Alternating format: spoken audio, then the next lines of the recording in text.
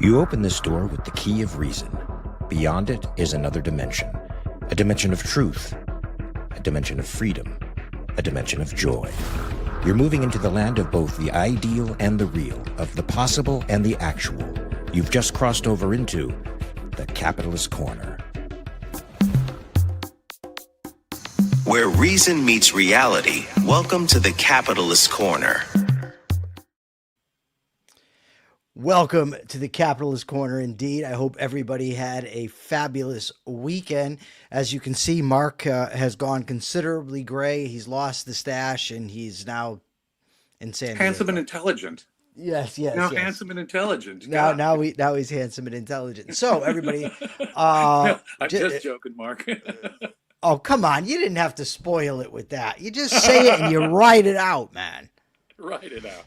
So I've got a great interview out there right now with Nikos Soterakopoulos. Actually, he interviews me. It's on this channel. Check it out. This, of course, is the Rational Alternative channel. The show is the Capitalist Corner. It's our flagship show, our daily show, Monday through Friday, 12 p.m. Eastern, 9 Pacific. I'm going to be transitioning out of the Rational Egoist, for those of you who don't know. And the new show, which is going to be on this channel, I've decided to call the Michael Liebowitz Show. We've got a lot of great content coming up on that. Super chats, super stickers, greatly appreciated. And we have a lot to talk about today, Jim. First of all, the funeral for the Ayatollah. Now, I'm going to, in perfect frankness, I am sick of talking about Iran, and evidently Jim is too, because when I sent him the articles from this morning, he responded, do we have to? Unfortunately, it is in the news, so yes, we have to discuss it. They had the funeral, or they're in the process of having the multi-days funeral for Ayatollah Khamenei.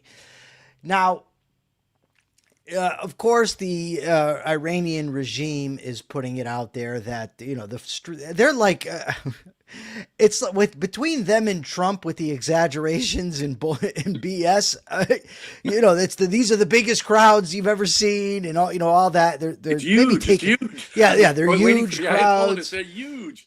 Yeah, it'd be amazing. But yeah, so they're saying that these crowds are incredible, the biggest ever, that sort of thing. There's media accounts that say, you know, there are a lot of people, not so much. So we don't really know, but there are a significant amount of people showing up. So, Jim, I'm thinking, and I want to get your take on it. When I first saw this stuff this morning, I thought that there's kind of two ways that this can be looked at. We can say all these people are showing up because they actually support the regime. I mean, they're yelling things like death to Trump and kill Trump and, you know, that sort of thing. Now, of course, the pushback would be, and I think it's legitimate, that, well, they're afraid. You know, they're being provided buses and rides and everything else, and they're scared. So that's why they show up. To that, my response would be, though, okay, but then that indicates that the regime is a lot stronger than what we're being led to believe. You can't have it both ways. Either they're supporting the regime or they're afraid of a regime that hasn't been wiped out. That's my take. Now Beautiful you go. Observation. Beautiful observation. I usually have them. I mean, why I even need you, I don't know. You really, generally, you don't need me. You do a perfectly good job with this show without me. But let me just back up what you just said there.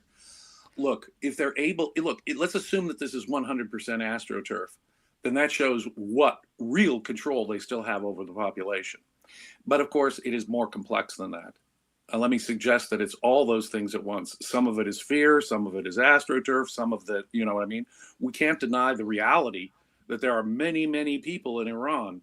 You know, Iran's a country with tens of millions of people in it. So you've got a very, you know, if I got a teeny percentage of the population, let's see, 1% of the population is what, 9 million people, or that's 10%, excuse me, 900,000 people would be 1% of the 90 million people that live in Iran. So I could get a huge crowd, even if I have a teeny slice of the population that's still rabidly in favor of me, right? Just provide the buses and they're willing to come out.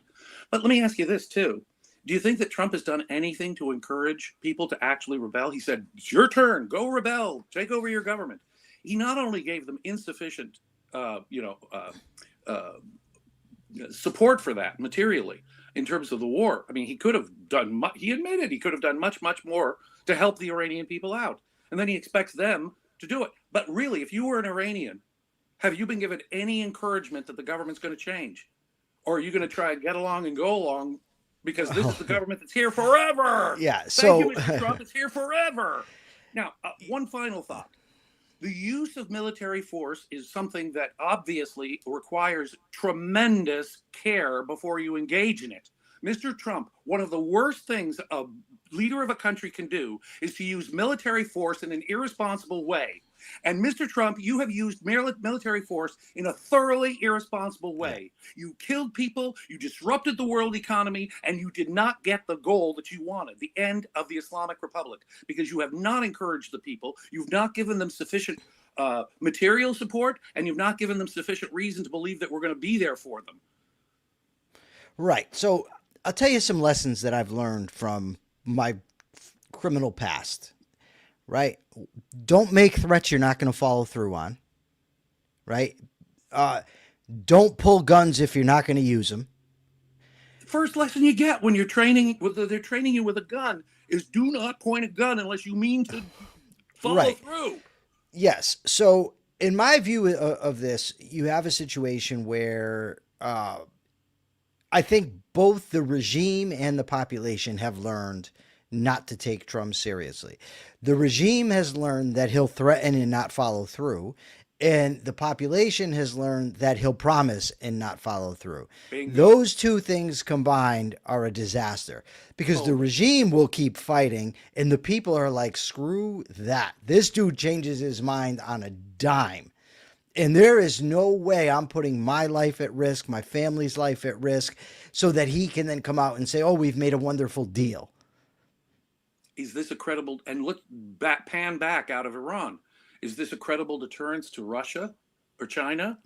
No. The bad guys in the world are totally encouraged by this. This is the very opposite of the deterrence that he sought in doing it in the first place. He used military force, as I say, in a thoroughly immoral way, a thoroughly irresponsible way. You don't go around starting wars, killing heads of state, until like pointing a gun, unless you mean to follow through. And he had no follow through. So it provides the counter deterrence. So what it is just the opposite of what would have been proper. Look, you mess with America, you're going to suffer. Is there any such lesson here? Nope. Quite the opposite. And the thing is, I'm a big believer in deterrence. When I read Barry Goldwater's book, Why Not Victory, one of the arguments he made is, what is the point of having the world's strongest military if everybody knows you're not going to use it? Ronald Reagan's peace through strength. Now, I think you can have that without being an interventionist, and that's kind of where I've come down on. But it's absolutely not a deterrent. It'd be better if you did nothing than if you say you're going to do something and not do it. I was 100% opposed to any military intervention in Syria under Obama. But when he said it's a red line, once you say that, you need to follow through on it. So Robert Nasser is giving Jim Valliant credit as if we need to expand his dome anymore. Thank you for the $10, Robert. He says, JSV speaks rightly to assume that everyone believes or disbelieves the regime is naive. It's more complicated than that and requires response, but takes that complexity into account. I agree. And Robert says, and no, Prezi McAprentice has not done anything to help the situation. Trump, going to his age-old surname, is an absolute cultural political nightmare. Robert, I couldn't agree more. I want to have a bridge to the Trump speech. So I'm going to bring in something that's a little out of place from the speech, only because it concerns Iran. So Trump, during the speech on the 4th of July, compared the taking down of the Iranian Navy with the destruction of the Spanish fleet in Manila in the Spanish-American War. So, Jim, I don't want to have to do it. You just tell us. What is wrong with that analogy? Oh, my God. Where to start? His hero, the funny thing is that he was just dedicating out in South Dakota the new Teddy Roosevelt library, right? And when we think about the Spanish-American War, what we're looking at is the Spanish Empire was crumbling, had been crumbling for centuries, frankly, and Teddy Roosevelt was, no capitalist. Here you have a economic progressive who loves antitrust laws, wants to trust bust, but he's also, just like in England, you got the Gladstone economic liberal who didn't want imperialism and didn't want India to be part of an empire, versus Disraeli, the economic interventionist who was also the imperialist. Similarly, in America, with Teddy Roosevelt, what you had was an economic interventionist, a progressive, who was also, America needs to send the Navy around the world. We need to. So he advocated things like the liberation of Cuba or the liberation of the Philippines, which were part of the Spanish Empire, remnants of the decaying Spanish Empire. But America was ascendant. America was perfectly willing to use what force was, capable of being used to get the job done. It was easy, in effect. What was it, 130 years ago, it was relatively easy to take down the Spanish Empire. And a chunk of the Spanish Empire was just delivered over to America because America was not hobbled, chained by altruism in the way it did wars. You mentioned Barry Goldwater earlier. Barry Goldwater was, at the time, had over his head pounded into him this Korean conflict and this Vietnam conflict, the non-war wars that we weren't fighting to win. And boy, was Senator Goldwater was exactly right. You don't engage in the war. You sort of said it yourself there. Don't engage in the war unless you mean to do what it takes to win. Douglas MacArthur was fired by Truman in the Korean War because he said, no, look, we got to take it to the Chinese. You can't win the Korean conflict unless you take it to the Chinese. Or you're condemning North Korea to, what North Korea has suffered over the last many decades. Similarly, in Vietnam, you do not do this unless you mean to win. The Viet Cong are not good guys. With all due respect to the late Professor Rothbard, they're not George Washington. Okay? On the other hand, it would be much better for you not to engage in the war at all. So it was totally an altruistic exercise, as Ayn Rand said. And now here we are. Fast forward to today. Today, you're telling me that our behavior today, we're worse than we were with the Vietnam War and the Korean conflict. We're pulling our punches harder. This Iranian conflict is actually a really good example. Mr. Trump said, we're going to have bridge and electric grid. We never did. We never will. We never will. He will never do what is necessary to take down the Islamic Republic. Teddy Roosevelt was willing to do so. Mr. Trump, I know you hero worship Teddy Roosevelt. I'm a historian. Through history books, I know Teddy Roosevelt. You, sir, are no Teddy Roosevelt. Oh my goodness. Okay, so let me just tell you, for anybody who wants to know why I keep Jim Valliant around, I asked him to give me to tell me whether the defeat of the Iranian Navy is analogous to the defeat of the Spanish fleet at the Battle of Manila. Jim Valliant has tied this together with Benjamin Disraeli, William Ewart Gladstone. He's brought in Teddy Roosevelt, the hero of San Juan Hill. He also then connected it to Douglas MacArthur and why he was fired for wanting to go after the Chinese. Brought in the Viet Cong in the Korean War, tied it in with Murray Rothbard.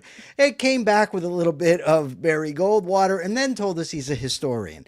So, Jim, you did a fantastic job there. Let me just tell you. The thing is we actually won the Spanish-American War. Yeah. And decisively because of things like Manila. Right. So, we actually won the war. We haven't won any. Oh, yeah. I forgot to say that. Thank you, Ann. Yes, he also tied in Lloyd Benson, Dan Quayle, and JFK, all in one fell swoop. I've been an observer of American politics for a while. Yeah. So, but yeah, we actually won that war. Yeah. You can't talk about a war that we won and ended up, for instance, with the Philippines and I believe Guam too. Didn't we end up with Guam? The Philippines, right? Yeah, like I say, a chunk of the Spanish Empire. And then you come and you say that this is analogous because it's not. So Jim, but then I forced myself to listen to this whole speech this morning. I listened to it real time. Right. Like listened to it. And I gotta tell you, so my fear going in, this is what I anticipated. Especially after the first couple minutes, I thought, okay, he's going to do really good when he talks about the greatness of America. but he's inevitably going to sway into politics.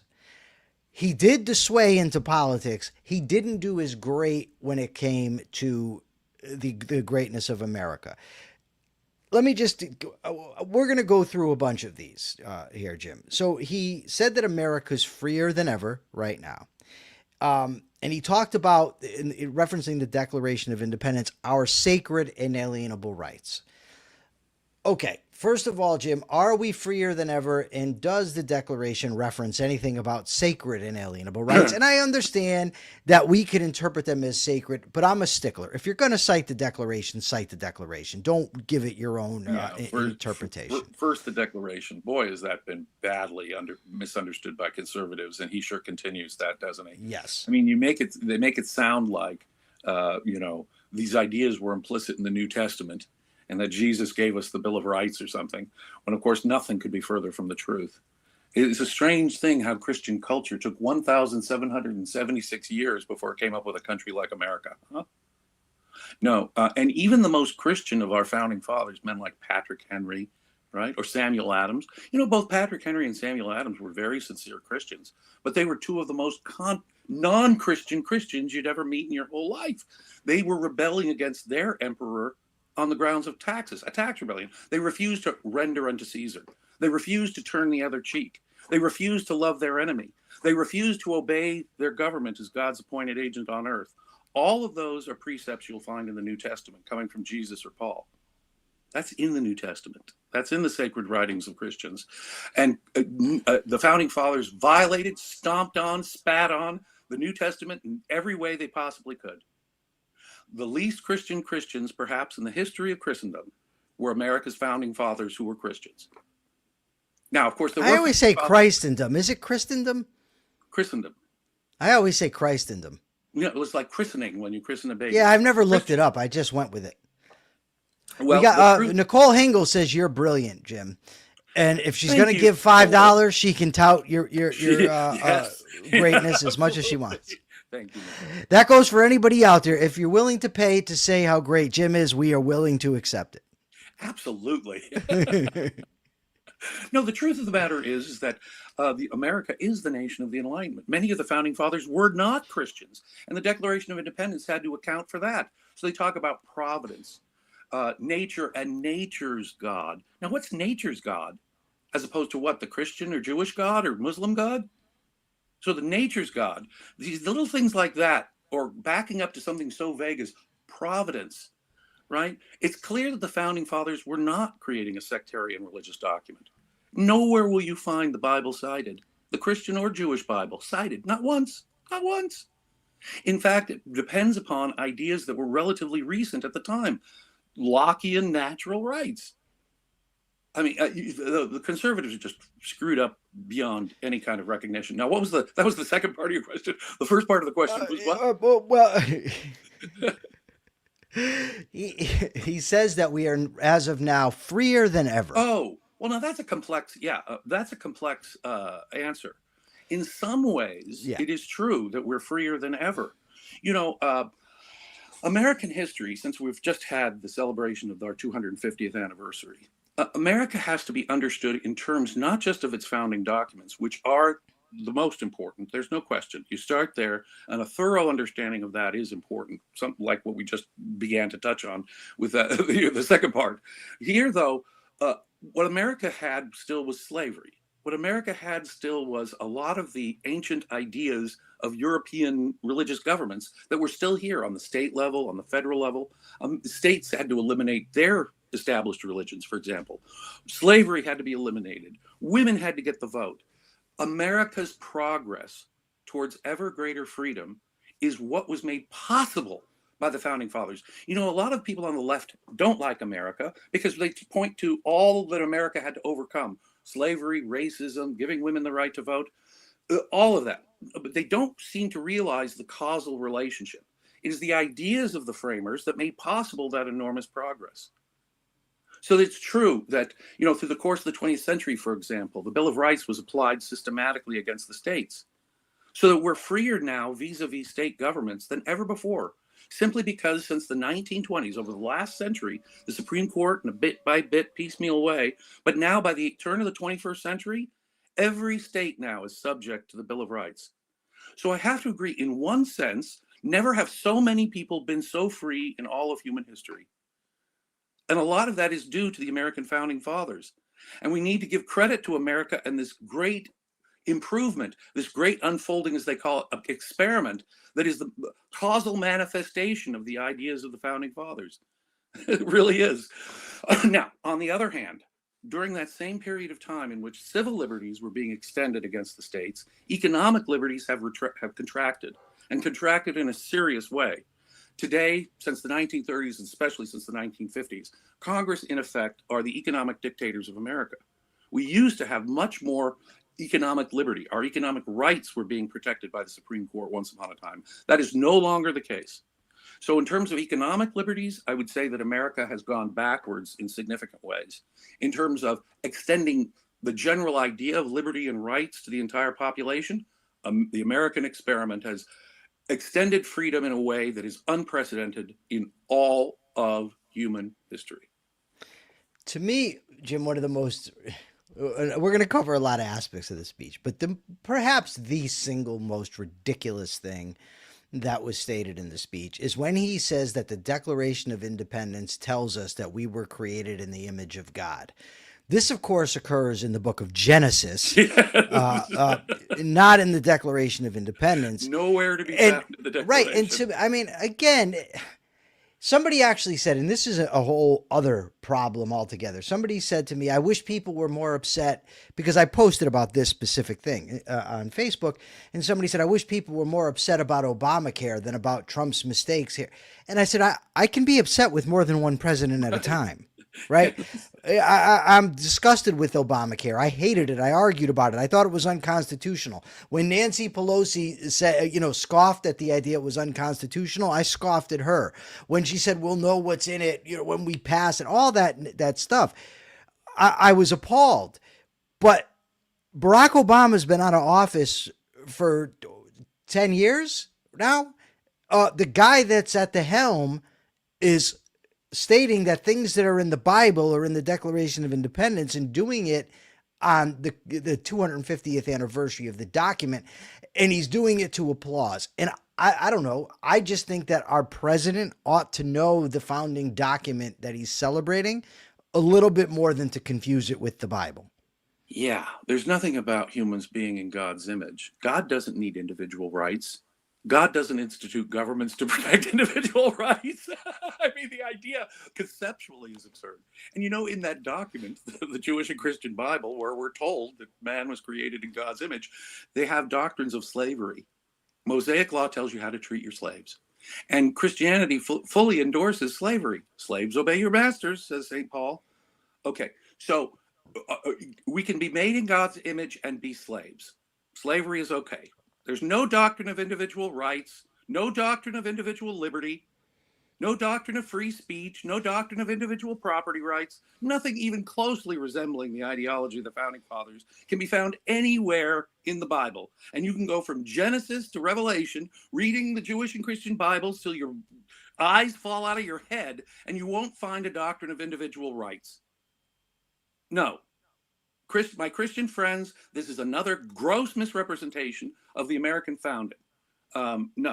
It's despicable, in fact. It really is. America, for example, America's First Amendment that forbids established religion and protects religious free exercise of religion, was the product of century after century after century of Christians being at each other's throats, torturing, racking, burning alive other Christians for having slightly variant Christian beliefs. No, you're a heretic. Burn the heretic. And so they would systematically execute and torture other Christians for not being perfect Christians. Century after century after century after century. Never finding anything in their Bible that contradicted that. No. It wasn't until the Enlightenment that witches were no longer hung or burned. People were no longer tortured by their government. People were no longer burnt at the stake for their religious beliefs. Not until the Enlightenment. And it was a radical answer to the Christian experience.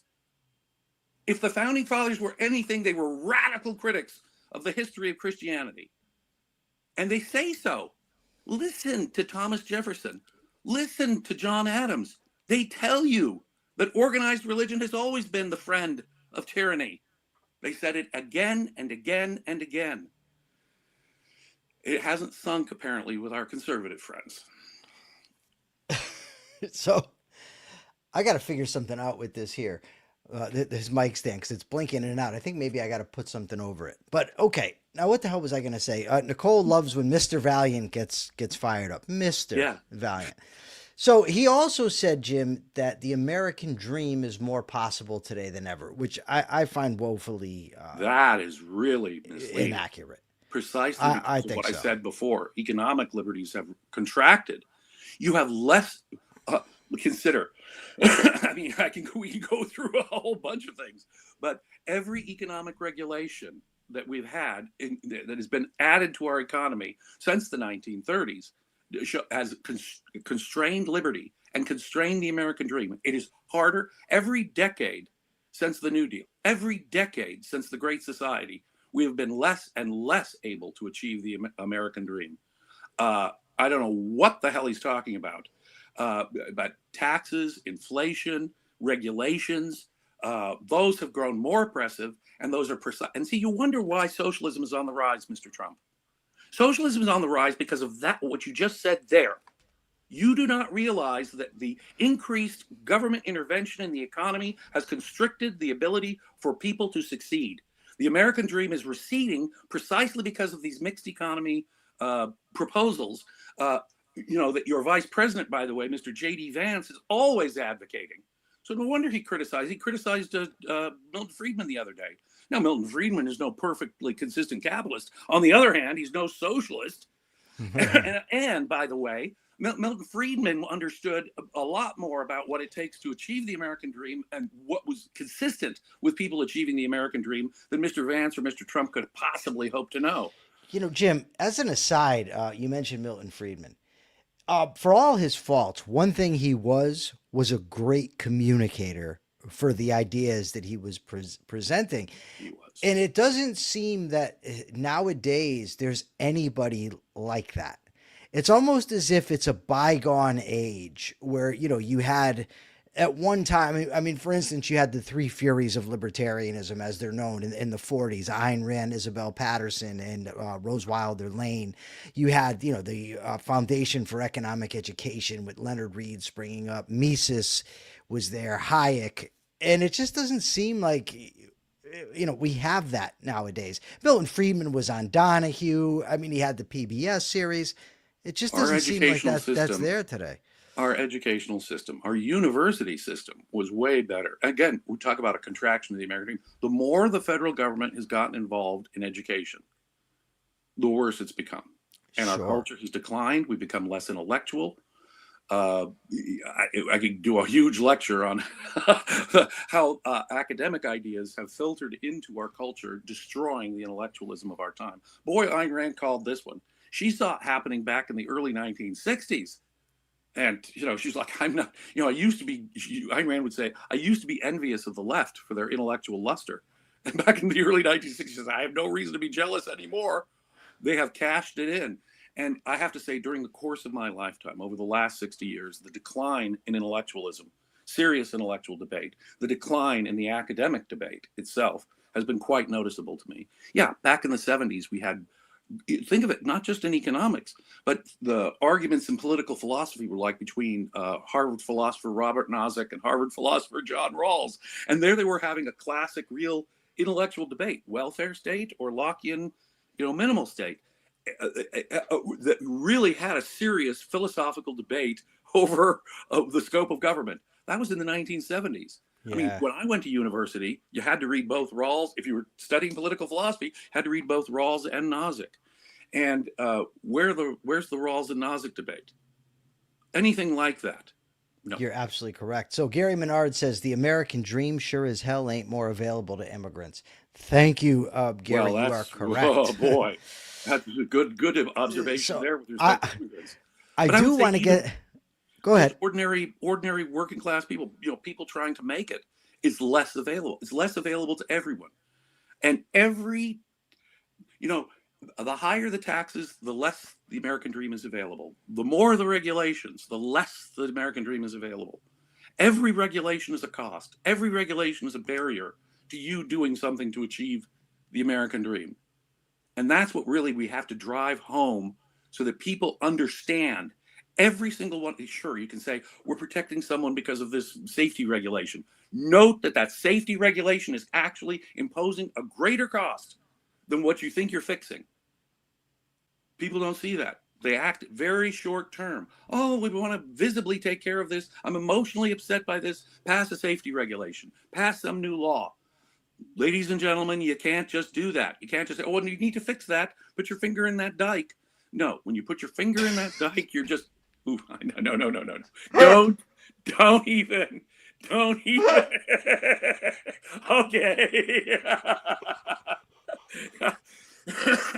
No, that's your dirty mind, Mr. Liebowitz. Oh my God. Okay. You've heard the legend, the fight of the Dutch boy. What do you expect? Listen, so I'm interested also to get your take on this. So Trump did what Trump always does. When the idea of equal rights and equal justice comes up in his speech, he then says, but I was treated very unfairly. Then he mentions, my 2 terms, and he says, but this is really my 3rd term. He just can't help himself from making things about him and his personal imagined grievances in the majority of cases. How fragile must his ego be? Yeah. I mean, my God, the man must have serious self-esteem issues. I know that. I don't like to psychologize. Like Ayn Rand says, that's between him and his therapist. But on the other hand, my God, me. That is the sure sign of someone with a very, very thin skin and a very, very fragile ego. It can't, to make it all about him, to put his name on the Kennedy Center, to put his face on a $2 bill. He wants it all. He wants the triumphal arch, and he wants it named in his lifetime. In ancient Rome, when emperors, they were a republic, and they took time before they became a monarchy, an empire. But even after it became an empire, it was not cricket for an emperor to claim that he was a god in his lifetime. In the east of the empire, in Egypt, of course, the pharaohs claimed to be divine rulers. So the emperor's like, hey, should we claim to be divine like the pharaohs and the eastern kings? Rome said, no, that's not good. But after a good emperor died, the Senate might deify them, like Augustus or Claudius or Vespasian. The good emperors got deified. But they had to wait until after they were dead to get deified. Similarly, in America, we don't put people's presidents' faces on our money until after they're dead. I mean, my God, it's like deifying someone during their lifetime. Something that was totally, against the grain in ancient Rome, where they even had emperors, divine emperors, but even they, during the lifetime of the emperor, wouldn't say he could get his face on this, his name on this, build a temple to him here. No, Mr. Trump wants, like Caligula, he wants a temple in his honor in his lifetime. Please treat me while I'm alive like a god. Now, that speaks for itself, doesn't it? Yeah, but yet we speak on it anyways. So the last thing isn't my historical perspective awesome? Oh no, it's fantastic. It is. It is. I mean, if all I did was put you up and have the blank screen with your voice, it would be phenomenal. But when I bring up your good looks and your fabulous hair, I mean, it just really adds to the situation. Yeah. He also claimed that he's done so much to guard Second Amendment rights. And I'm thinking this is the guy who signed the order to ban bump stocks, and also the guy who said take their guns and then give due process. Yeah. Yeah. No. But he doesn't have a principle. He doesn't know what a principle is. He wouldn't know what a principle is if it bit him on the tail. Okay. The man doesn't know from principles. Okay. This is a vague, talk about a nominalist, talk about a subjectivist. These are vague words, are just vague guidances, conveniences that we can contradict or switch meanings of at will. Don't you know? Talk about a product of contemporary philosophy.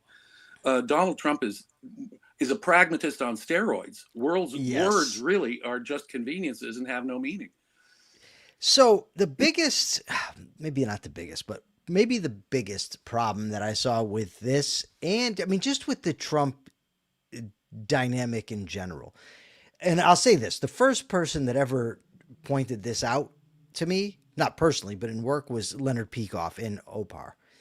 When he talked about the conservatives are the biggest problem because they pretend that they're advocates for capitalism when they aren't. So Donald Trump did a significant amount of commie bashing in the speech, which I'm all for. I'm all for bash the commies. I love a good Go commie ahead, bash the commies. bash.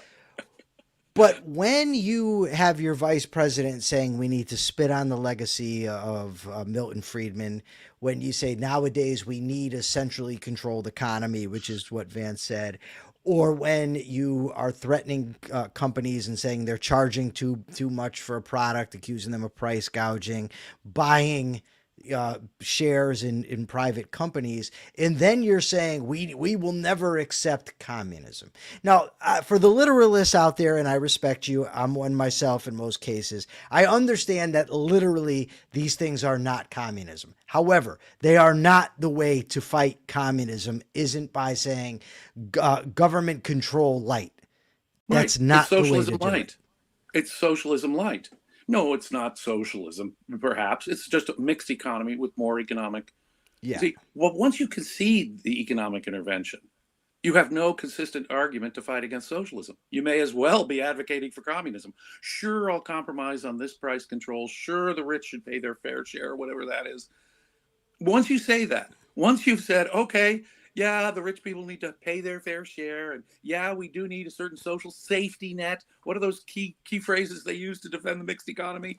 If you defend the mixed economy, you have no principled answer against the social. Why not more?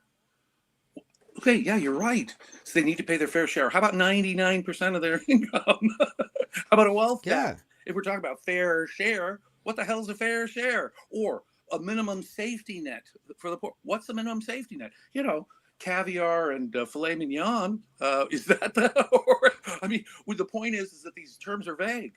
Once you've said in principle, okay, it's like what Ayn Rand said about negotiating with the burglar. Once you've said, okay, you get the spoons, leave me all the rest. Do you have a principled argument against him coming back and demanding the rest of your silverware? No, of course you don't. And that's the problem. The conservatives are completely intellectually and morally disarmed. They have no real answer to the socialists. That's the real reason why socialism is on the rise. Yes. The right has totally morally caved on the issue of socialism. Morally caved. See, once you admit that it's morally okay to tax, once you admit it's morally necessary to provide a social safety net, once you admit that it's we need some regulation, well, that's it. Game over. There's no principled opposition to the basic idea of economic intervention. See, someone's got to come around and say, no, that's economic intervention. That's going to be counterproductive. That's going to be immoral. That's not going to work out. But no, they neither. In fact, that's wild. They diss the economic arguments. No, of course, if you had said to me, if J.D. Vance had stood up and said, you know, Milton Friedman was not consistent in his capitalism. He compromised. We believe in a true free market. We're not going to be compromisers like that was Ayn Rand's position on Milton Friedman. If that would have been great, J.D. Vance would have gotten my highest praise. But no, he criticizes Milton Friedman because we need Christian guardrails on capitalism. Christianity is far more consistent with socialism. Okay, we were talking about how Christianity is not what inspired the founding fathers.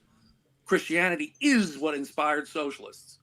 Before we got Marxist, atheist socialists, we had Christian socialists.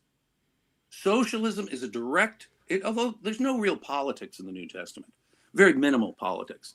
You stay out of, pay your taxes, obey the state, get along, go along, okay? But there's no political theory, let me put it that way. It's a personal ethical theory that Jesus is sort of asking us to accept, not a political theory. However, what politics is most consistent with this ethical theory? The disciples held all their property in common. Wealth was criticized. Give away all your money to the poor. Blessed are the poor. Don't worry about what you eat, what you wear. It's all about the kingdom of heaven. Ayn Rand said communism that Christianity is the perfect kindergarten for communism. Absolutely correct. Until and unless the advocates of capitalism understand that it is inconsistent with altruism, it is inconsistent with mysticism. Christianity is the enemy of capitalism. Get that through your head. Now, I can go to secular humanist meetings at a university. They say, well, Jim, what do you think we should do as atheists? Abandon socialism, I will tell them. So I go to a conservative meeting.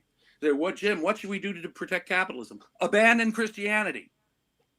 And so you see, we have this bizarre world in which the right is advocating an anti-capitalist ideology called Christianity. The left is advocating an anti-capitalist ideology called socialism. The only consistent thing to do here in reply is to reject any mysticism in all of its forms and socialism in all of its forms.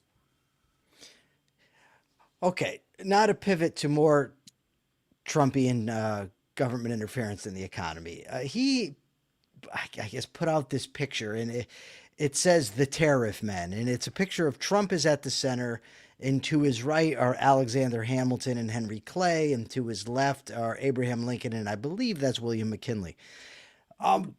Those are all supporters of tariffs, true. Yeah, But he also, but he had previously said that free trade is a direct affront to our founding fathers. All right, Jim, I'm going to unleash you. Why is that wrong? These were, look, even Alexander Hamilton understood that tariffs were actually an impediment, right? He advocated. No, the list he gave there was correct. These people advocated a modest tariff in a context where government was 5% of what it is today. Okay? The reason why Mr. Trump is under this weird belief that tariffs somehow stimulate an economy, help an economy. It's totally the seen and unseen broken window fallacy that Bastian Henry Hazlitt fully explored. He doesn't get that tariffs can only be counterproductive to the economy. He doesn't understand that at all. He seems to think that tariffs somehow do protect industries and don't come at any other invisible cost, which they always do. Lincoln advocated a tariff. McKinley advocated a tariff. You know, it was interesting sidelight here on this. In the 19th century, the Democratic Party tended to be the anti-tariff party. Someone like Grover Cleveland, the only other president with split terms like Mr. Trump, you know, your split term predecessor, Grover Cleveland, hated the tariff. And on economic matters, Republicans were not. If you were to put me in a time machine and put me back into the 19th century, I'd probably be a Democrat. Not because of the Southern racism and all that. No, absolutely not. I would denounce that, be an anti-slavery Democrat in the 19th century. Because these people, you know, it's true, by the end of the 19th century, the Democrats were abandoning the gold standard. You know, the Williams, Jennings, Bryant populists were taking them away. But again, Grover Cleveland, a Democrat, was a gold standard, anti-slavery, free trade Democrat. Grover Cleveland, an underestimated hero in American political history. Truly, he was. Grover Cleveland was one of the best presidents of the 19th century when you look at step back and look at his economic policy. Really. But, you know, the Republican Party was wrong when it came, you know, you've pointed out that observers of America, good free market observers of America, said, you know, the problem over there across the Atlantic, two big ones: slavery and the tariff. The tariff is not pro-capitalism. This guy doesn't, you know, Trump doesn't know David Ricardo, basically. He doesn't even know the law of comparative advantage or anything like that. Nothing like that. He honestly seems to think that the totally anti-free market ideology that he's expressing with tariffs is somehow the opposite of the socialism over here. No. When you're advocating tariffs, Mr. Trump, you're advocating for government intervention. You're saying taxes are cool. This kind of tax, at least, is cool. But of course, every tax, you know, Alexander Hamilton actually says out loud, well, our tariff can't be so high as to discourage trade. You know, how about you? Look, I disagree with Alexander Hamilton about the tariff, but he's right to point out Alexander Hamilton advocated a tariff, the Bank of the United States, all that. But Mr. Trump, how about just acknowledging at least what Mr. Hamilton acknowledged? Tariffs do not actually encourage trade. Eesh. It's crazy. Eesh. America's economy in the 19th century is booming. Now, Mr. Trump will say the economy right now is the best ever in human history. Bullshit. Before the 1930s, between, say, 1800 and the late 1920s, unprecedented in human history, growth and economic progress was going on in America and in countries to the degree they were approximating capitalism. So this is the great age of capitalism. It was, in fact, we didn't have an income tax. We didn't have antitrust laws. You'll notice that the economics starts slowing down. The brakes start happening. Our progress against poverty, the war on poverty begins in the 1960s. You look at poverty in America, unprecedented progress against poverty in all of human history, Mr. Trump. Unlike the 21st century, talking about the American dream, unlike the 21st century, we were actually making significant strides against poverty until the war on poverty. When I was a child, we developed a welfare state with AFDC, Medicare in the 1960s under Johnson. That war on poverty marks the screeching halt in progress against poverty in American history. Mr. Trump, you got it all backwards. You don't know from capitalism. Again, he wouldn't know a principle if it bit him in the rear end. But you'd have to think in terms of principles to understand this. You're making, with your tariffs, with your vast, huge tariffs, you're protecting some industries, but at the expense of all consumers, Mr. Trump. You may protect some industry, one industry, but at what cost? He never even acknowledges that cost. And at least the tariff advocates of the 19th century in America, from Hamilton to McKinley, they acknowledged at least the cost. Mr. Trump does not. Jim, Gary Menard correctly says not every podcast comes with sound effects at no charge. Yeah. This is something that I really, Jim, I'm going to start dedicating myself more to, is explicating what exactly it is that I mean by capitalism and why this is the correct view of capitalism. Because capitalism is one of these words that different people mean different things by it. So you can be talking to somebody, but you're not even referring to the same thing. The normal use today of capitalism. They'll say things in normal conversation will go like this: capitalism is failing us, Michael. In other words, we have is capitalism, and currently it's failing us. Yeah, look, Social Security is running out of money. See how capitalism is failing us? Yeah. Yeah. I've seen a few posts on X over the last few days. One said that, capitalism always has to be bailed out by socialism. And I responded, that's literally never happened, not it's once. Actually, the other way around. Ever. When Lenin came in with his 5-year plans, but by the, at a certain they point, needed the new economic program, right? He had to compromise with capitalism. No, it's capitalism that's constantly bailing out socialism. If it weren't for American subsidies to Russia, to Germany, America subsidizes its enemies, creates its enemies every single time. Without the West, without capitalism, there'd be no price mechanism. You know what the commies used to do? They used to look at Western prices to determine their own prices because they didn't have a free market price. No, the free market is what's constantly bailing out socialism. In fact, look at America today. If it weren't for these great advances in productivity as a result of high tech, the computer, to put it mildly, most recently AI, but over the last 40, 50 years, the various efficiencies that have come about from the relatively free market area of high tech, which has carried the load for an increasingly burdensome welfare state. So we're dragging the bones of socialism to the degree we have it, only by the degree to which we have capitalism left. It is capitalism which is still sort of dragging us along and making it even possible. If it weren't for those great productivity gains from high tech, America could not have paid for the disgustingly vast mixed economy welfare state that we have today.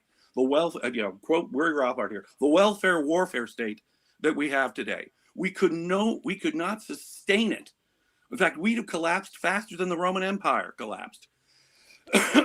Had it not been for the degree of that degree of capitalism which we still fortunately possess.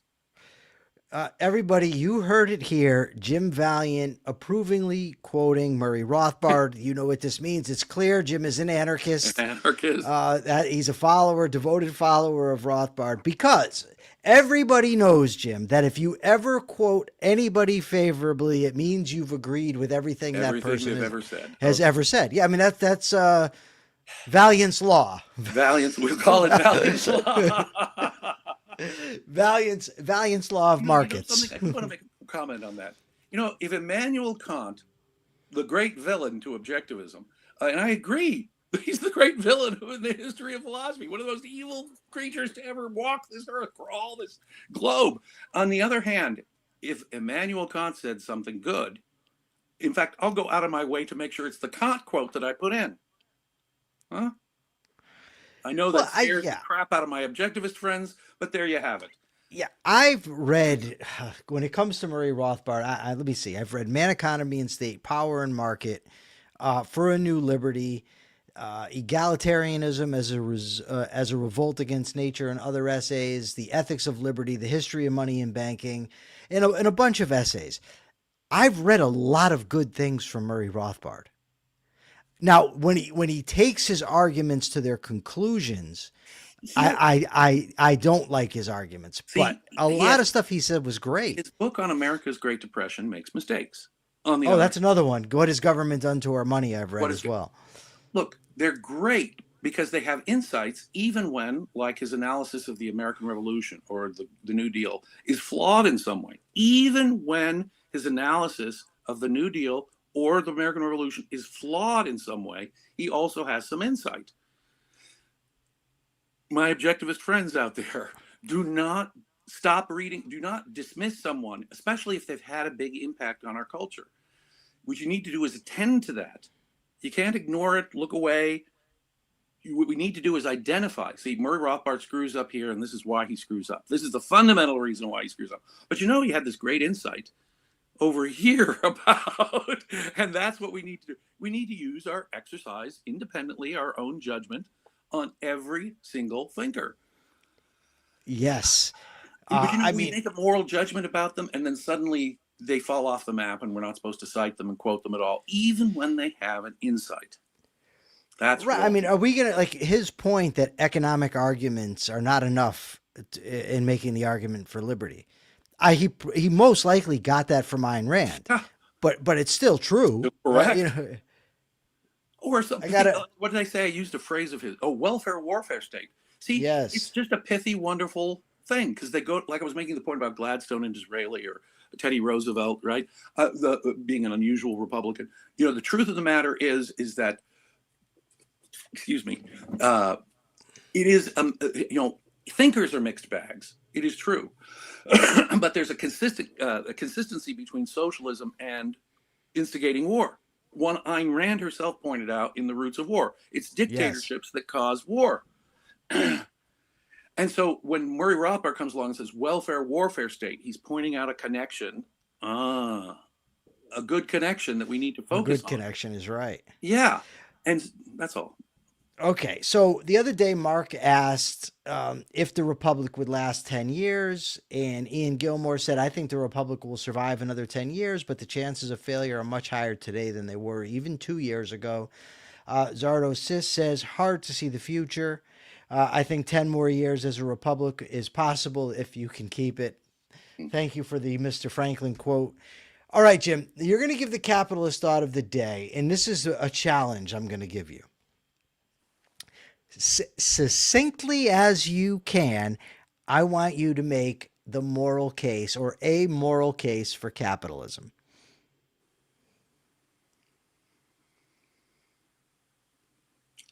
A caged human is not a full human.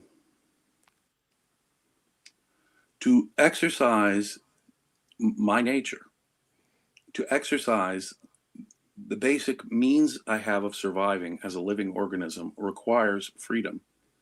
To coercively interfere with another human being is to literally disable their means of survival. It is a subtler thing than murder. but it's in effect a long-term murder, even though the body still drags along. Freedom is essential to being a human. I mean, you want me to succinctly put it as directly as I can? Humans require freedom from one another in order to exercise their basic means of survival. Oh God, I'm inspired. That was great. Great, Jim. Fan-freaking-tastic. Okay, so before I ask the question, I just want to tell people I'm going to be doing a series of interviews on the state of what is known as the liberty movement, the freedom movement. I'm going to be interviewing people that have been prominent in this movement. I think it's going to be a really good series coming up. I've also got another debate coming up with Mike Humer. This time we're going to debate his ethical system. So a lot of really good stuff coming up. Professor Mike, yeah. Yeah, well, this time he's got to defend his system. Yeah. In debate, I'll tell you what, it's much easier to be the prosecutor than the defendant. There's no doubt about that. No doubt about that. Yeah. So yeah, we a lot of great stuff coming up. And by the way, I just told everybody I like Mike Humer. He's very respectful, very nice guy. He is. So we got a lot of great stuff coming up on this channel. A lot of members only content coming up. My question for the audience is for members only content. And this goes even for people who aren't yet members, because I want to know what might entice you to become a member. What would you like to see for members only content? Please go to YouTube and answer the question. What would you like to see for members only content? Also, for people who are joining us from X, this is the Rational Alternative channel. And on the Rational Alternative channel, we have a few shows. This is our flagship, The Capitalist Corner, every weekday, 12 p.m. Eastern Time. Thank you all so much. Jim, where can the people find you? Besides in that chair. Yeah, well, I'm at the Objectivist Media Network. I do stuff for them too. And I'm on Facebook, James Stevens Valliant, answering questions almost every day. Hit me up over there. Yeah. Check your What's that book over your right shoulder? What is that? Oh, this one here? That's Creating. That one there. That is Creating Christ. I have, this is not objectivism, but it's a radical theory as to where, explaining how Christianity has the features that it does. It's a causal explanation for the content of the New Testament. Make sense? Makes sense. Everybody, thank you so much. Thank you, Jim. We'll be back tomorrow, same time, same place. Until then, please check your premises.